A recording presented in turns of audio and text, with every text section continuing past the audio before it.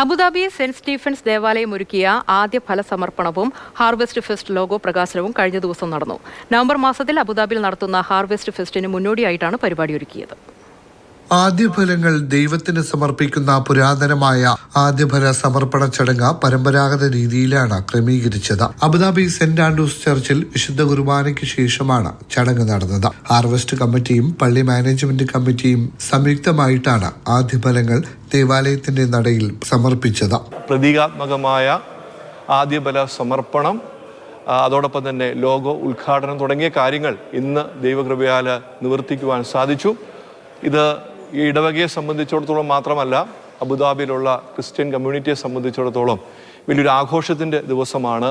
എല്ലാവരെയും ഒരുപാട് സ്നേഹത്തോടും ഒരുപാട് ആദരവോടും കൂടി നവംബർ മാസം 9-ാം തീയതി നടക്കുന്ന ഹാർവെസ്റ്റ് ഫെസ്റ്റിവലിലേക്ക് ഞങ്ങൾ സ്വാഗതം ചെയ്യുന്നു. ഹാർവെസ്റ്റ് ഫെസ്റ്റിന്റെ ലോഗോ പ്രകാശനം ഇടവക വികാരി ഫാദർ ടിജു വർഗീസ് നിർവഹിച്ചു. ദേവാലയത്തിൽ സമർപ്പിച്ച ആദ്യ ഫലങ്ങൾ ലേലത്തിലൂടെ വിപിൻ ജോസഫ് കരസ്ഥമാക്കി. ഹാർവെസ്റ്റിന്റെ കൂപ്പൺ വിതരണം സാജു ആലുംപറമ്പിൽ, പ്രിൻസ് ജോൺ, വിപിൻ ജോസഫ് എന്നിവർക്ക് നൽകി ഉദ്ഘാടനം നിർവഹിച്ചു. Harvest joint convener Vinu Peter, trustee Joby Mathews, church secretary Anil Paul, church trustee Raju Thomas, harvest കമ്മിറ്റിയും പള്ളി മാനേജ്മെന്റ് കമ്മിറ്റിയും പരിപാടികൾക്ക് നേതൃത്വം നൽകി. നവംബർ 9 ശനിയാഴ്ച മുസഫ മാർത്തോമ പള്ളി അങ്കണത്തിൽ വിവിധ പരിപാടികളോടെയാണ് ഹാർവെസ്റ്റ് ഫെസ്റ്റ് അരങ്ങേറുക. Mathrubhumi news, Abu Dhabi.